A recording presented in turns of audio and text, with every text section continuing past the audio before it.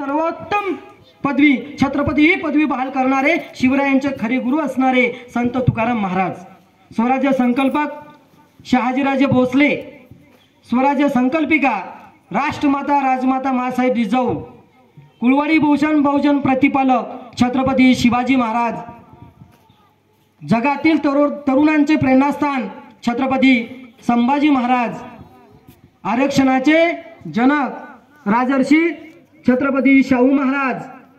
भारताची राज्यघटना लिहिताना मला जास्त कष्ट घ्यावेच लागले नाहीत, कारण माझ्या डोळ्यासमोर शिवछत्रपतींचं स्वराज्य उभं होतं असं ठासून सांगणारे बोधिसत्व डॉक्टर बाबासाहेब आंबेडकर, लोकमाता अहिल्याराणी होळकर फक्त 1.5 दिवस शाळेमध्ये जाऊन छत्रपती शिवरायांचा पवाडा रशियापर्यंत घेऊन जाणारे लोकशाहीर अण्णाभाऊ साठे, या सर्व महापुरुषांना मातांना तुमच्या सर्वांच्या टाळ्यांच्या गजरामध्ये मी छत्रपतींना मानाचा मुजरा करतो।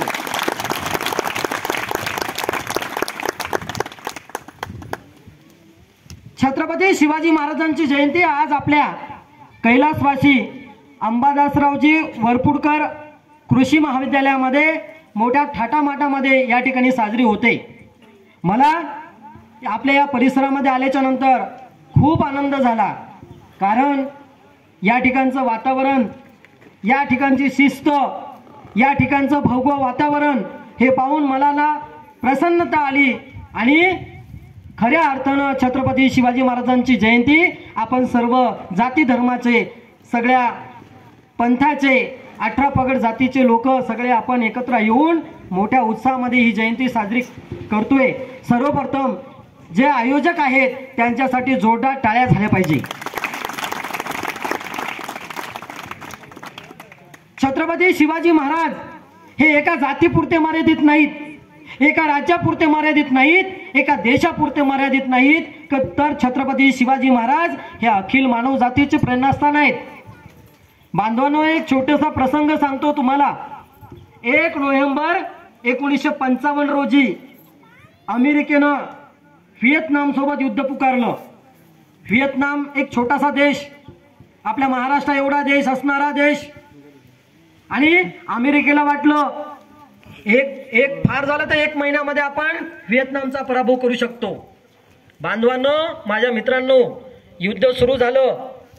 बघता बघता 1 महिना गेला, 1 वर्ष गेलं, 15 वर्ष झालेली आहेत, 20 वर्ष झालेली आहेत, 20, तरी सुद्धा अमेरिकेला विजय प्राप्त होत नव्हता। शेवटी अमेरिकेनं विचार केला, आपल्या या 20 वर्षामध्ये कित्येक सैनिक कामी आलेले आहेत, खर्च झालेले आहेत, निधन झालेलं आहे, कितीतरी सैनिकांचे पाय गेलेले आहेत, हात गेलेले आहेत, डोळे गेलेले आहेत, पैसा सुद्धा भरमसाठ खर्च झालेला आहे। आता आपल्याला युद्ध करणं परवडणार नाही। त्यावेळेला युद्धातून जगातील सर्वाधिक बलाढ्य अमेरिकेनं माघार घेतली, आणि बांधवांनो, अमेरिकेनं माघार घेतली, साहजिक आहे व्हिएतनामचा विजय झाला। जगातील सर्व पत्रकार त्या व्हिएतनामच्या राष्ट्राध्यक्षांना प्रश्न विचारतात, ज्यांचं नाव आहे हो ची मिन। जगातील सर्वाधिक बलाढ्य अमेरिकेला तुम्ही पराभूत करू शकलात, तुमच्या या विजयाचं रहस्य काय? त्यावेळेला व्हिएतनामचे राष्ट्राध्यक्ष हो ची मिन म्हणतात, या जगाच्या पाठीवरती महाराष्ट्र नावाचा एक देश आहे, एक राज्य आहे, त्या राज्यामध्ये असा एक राजा होऊन गेला, ज्या राजाचं लढाईचं तंत्र होतं, मारायचं प्रसंग आला जेवढं मारता येईल तेवढं मारायचं, आणि ज्या वेळेला मरायचा प्रसंग आला जेवढं पळता येईल तेवढं पळून जायचं, आणि त्याच शिवतंत्राचा वापर करून आम्ही जगातील सर्वोत्तम बलाढ्य अमेरिकेला पराभूत करू शकलो। म्हणजे छत्रपती शिवाजी महाराज हे महाराष्ट्रापुरते मर्यादित नाहीत, आपल्या देशापुरते मर्यादित नाहीत, तर छत्रपती शिवाजी महाराज हे अखंड मानव जातीचे प्रेरणास्थान आहेत। छत्रपती शिवाजी महाराज हे किती श्रेष्ठ होते याचं एक दुसरं उदाहरण आहे। जगाच्या पाठीवरती मिस्टर अर्नल्ड टायबर्न नावाचा एक जगविख्यात इतिहासकार होऊन गेलेला आहे। तो इतिहासकार म्हणतो, छत्रपती शिवाजी महाराजांसारखे राजे जर आमच्या देशामध्ये होऊन गेले असते तर त्यांच्या कार्याचा आणि त्यांच्या शौर्याची गाथा जी आहे ती आम्ही आमच्या डोक्यावरती घेऊन नाचलो असतो। छत्रपती शिवाजी महाराजांचा जय जयकार संपूर्ण जग करते। आपण तर त्यांच्या मातीमध्ये, त्यांच्या जातीमध्ये जन्माला आलेलो आहे. इथला प्रत्येक व्यक्ती मराठा आहे आणि मराठा ही जात नसून एक समूह आहे. आणि या महाराष्ट्रामधला जो मराठा आहे त्यांनी हे लक्षात घेतलं पाहिजे की मराठा समाजातील छत्रपती शिवाजी महाराज हे एका जातीपुरते आपण मर्यादित न ठेवता त्यांना अखिल मानव जातीचे प्रेरणास्थान आपण केलं पाहिजे, कारण त्यांचं तेवढं कार्य होतं. त्याचबरोबर छत्रपती शिवाजी महाराज हे जसे जगातील लोकांचे प्रेरणास्थान होते तसे आपल्या देशातील लोकांचे सुद्धा प्रेरणास्थान होते. या ठिकाणी माझे सर्व बांधव आहेत, मी एक प्रश्न विचारतो तुम्हाला.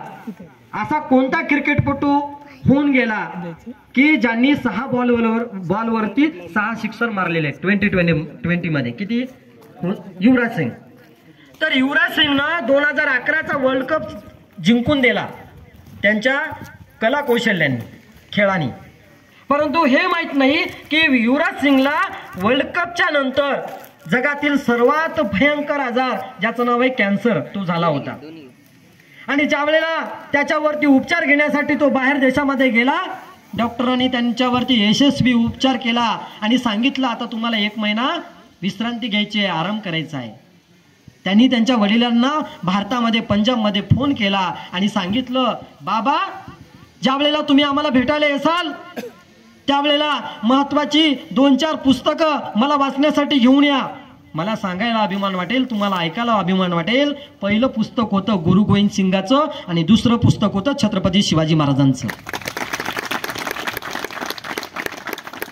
युवराज सिंग नावाचा क्रिकेटपटू जर छत्रपती शिवाजी महाराजांचा आदर्श घेऊन कॅन्सर नावाच्या आजारावर मात करत असेल तर आम्ही तर त्यांच्या मातीमध्ये जन्माला आलेलो आहोत. इथं छोटे मित्र आहेत माझे, मी बांधवांना एक प्रश्न विचारतो. असा कोणता क्रांतिकारक होऊन गेला की ज्यांचं एक घोषवाक्य होतं, तुम मुझे खून दो मैं तुम्हें आझादी दूंगा? कोणाचं वाक्य होतं? नेताजी सुभाषचंद्र बोस. नेताजी सुभाषचंद्र बोस यांना नजरकैदेमध्ये इंग्रजांनी ठेवल्याच्या नंतर त्यांना प्रश्न पडला, आता या नजरकैदेतून बाहेर कसं पडायचं? त्या विचारामध्ये असताना त्यांच्या घरामध्ये असणारे एक पुस्तक त्यांच्या हातामध्ये लागलं आणि त्या पुस्तकामध्ये ते पानं वाचत वाचत एका पाठावरती ते आलेले आहेत. तो पाठ पूर्ण वाचल्याच्या नंतर, वेषांतर केल्याच्या नंतर त्या घरातून सुखरूप बाहेर पडले आणि बाहेर आल्याच्या नंतर सर्व आपल्या देशातील लोकांना ते सांगतात, ज्या वेळेला आम्ही नजरकैदेमध्ये होतो आम्हाला फार चिंता लागली होती की आता याच्यातून बाहेर कसं पडायचं.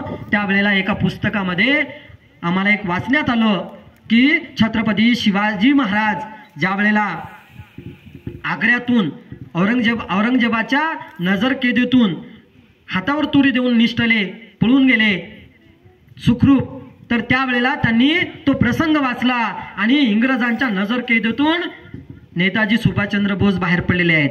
नेताजी सुभाषचंद्र बोस सुद्धा छत्रपती शिवाजी महाराजांचा आदर्श घेत होते. मी पुढचा प्रश्न तुम्हाला एक करतो, असा कोणता महामानव होऊन गेलेले आहेत की ज्यांनी सर्वात पहिले आपल्या भारतामध्ये शिवजयंती साजरी केली? कोण? क्रांतीसूर्य महात्मा ज्योतिराव फुले यांनी भारतातली पहिली शिवजयंती साजरी केली. महात्मा फुले म्हणतात, कुळवाडी भूषण पोवाडा गातो भोसल्यांचा छत्रपती शिवरायांचा. छत्रपती शिवाजी महाराजांच्या कार्याचा गौरव महात्मा फुले काय म्हणतात? शेतकऱ्यांचा, कष्टकऱ्यांचा आदर्श राजा आणि त्या राजाचं गुणगान मी करतोय, मी पूजतो, असं क्रांतीसूर्य महात्मा ज्योतिराव फुले म्हणतात. त्याचबरोबर लोकशाहीर अण्णाभाऊ साठे सुद्धा महात्मा फुले, लोकशाहीर अण्णाभाऊ साठे हे सर्व छत्रपती शिवाजी महाराजांना मानणारे आहेत. मग प्रश्न पडतो, 394 वर्षाच्या नंतर सुद्धा आपल्या या वरपूडमध्ये आपण जयंती का साजरी करतोय? कारण छत्रपती शिवाजी महाराजांनी जे कार्य केलेलं आहे ते कोणतं कार्य केलेलं आहे? त्यांचं कार्य कोणतं अपूर्ण राहिलेलं आहे? अपूर्ण राहिलेलं कार्य आपल्याला कसं पूर्ण करता येईल? खऱ्या अर्थानं या गोष्टीवरती चिंतन आणि मनन करण्यासाठी मोठ्या उत्साहानं आपण आपली ही जयंती साजरी करतोय। मला अभिमान आहे, एवढं सुंदर नियोजन या ठिकाणी झालेलं आहे। एकदा आयोजकांसाठी जोरदार टाळ्या झाले पाहिजे, कारण गेल्या 8 दिवसापासून सर्वांचे धावपळ चालू आहे। या ठिकाणी किसन शिंगारे सर आहेत, माझे वर्गमित्र आहेत, त्यांची सुद्धा धावपळ मला पाहण्यात आली। मला सारखे त्यांचे फोन की तुम्हाला येता येईल का। बांधवांनो, दुसऱ्या अनेक तारखा मी बाजूला केल्या आणि या ठिकाणी आलो ते एकमेव म्हणजे कारण शिंगारे सर हे माझे वर्गमित्र होते आणि त्यांच्या सोबत एका डब्यामध्ये जेवण मी केलेलं आहे। त्यामुळं मित्रासाठी आणि तुमच्या सर्वांसाठी मी आज या ठिकाणी आलेलो आहे।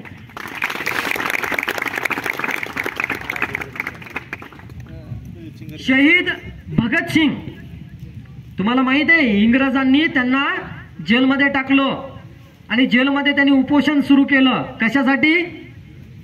या ठिकाणी एक मुलगा म्हटला बालमित्र की 1 वाजता जेवायचा कार्यक्रम आहे, तर तुमच्यासाठी फार महत्वाचं आहे। शहीद भगतसिंग इंग्रजांच्या नजरकैदेमध्ये त्या बंदीखान्यामध्ये होते आणि त्यांनी उपोषण सुरू केलं। उपोषण कशासाठी होतं? फक्त पुस्तक वाचायला भेटावेत, पेपर वाचायला भेटावेत म्हणून त्यांनी उपोषण केलं। किती दिवस उपोषण चाललं माहिती आहे? 111 दिवस। 111 दिवस त्यांनी अन्नाचा कण सुद्धा पोटामध्ये टाकला नाही, फक्त पाण्यावरती ते राहिलेले आहेत। आणि शेवटी 111 दिवसाच्या नंतर इंग्रजांना माघार घ्यावी लागली आणि त्यांना वाचायला पुस्तक द्यावी लागले। आणि ते भगतसिंग म्हणतात, ज्या पद्धतीनं पोटाला अन्नाची गरज असते त्या पद्धतीनं मेंदूला जिवंत ठेवण्यासाठी पुस्तकाच्या वाचनाची गरज असते। ते शहीद भगतसिंग म्हणतात, स्वातंत्र्य प्रेरणा जर आम्हाला कुठून मिळाली असेल तर ती म्हणजे छत्रपती शिवरायांच्या शिवचरित्रातून। मग प्रश्न असा पडतो, जगातील सर्वात महत्त्वाच्या व्यक्तींचे प्रेरणास्थान जर छत्रपती शिवराय असतील तर छत्रपती शिवाजी महाराज हे एका जातीपुरते मर्यादित आपल्याला करता येतील का? तर त्याचं उत्तर आहे नाही। विदर्भामध्ये कर्मवीर भाऊराव पाटील यांनी 1947 रोजी सातारा इथं छत्रपती शिवाजी कॉलेजची स्थापना केली, सातारा इथं।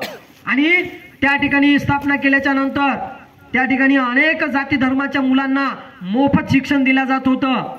कर्मवीर भाऊराव पाटील देणगी गोळा करायचे आणि त्या देणगीच्या जोर